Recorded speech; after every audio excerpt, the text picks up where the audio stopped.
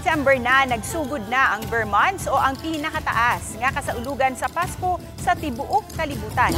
Subay ni ini, buot sa otoridad nga masiguro nga luwas ug hapsay ang taas nga kasaulugan sa dili pa ang Pasko.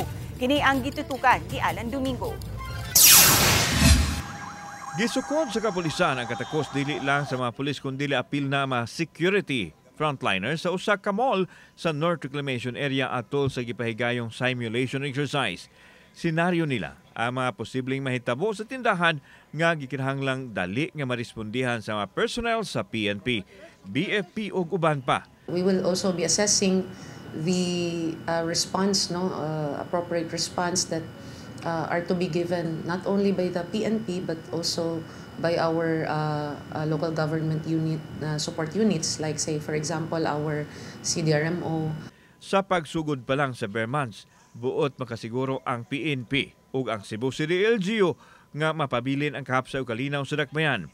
Gihimugatan nila ang 5-minute response time sa mga alarma diin nagpakita matud pa og impresibong performance ang kapulisan. Gibalik na usab sa PNP ang pagpamutang sa mga police outpost sa mga strategic area sa Cebu City. Ang nakanindot manggod na moment na amoy police outpost makakonect manggod na sila kay 1,000 plus police officers man na rin nato.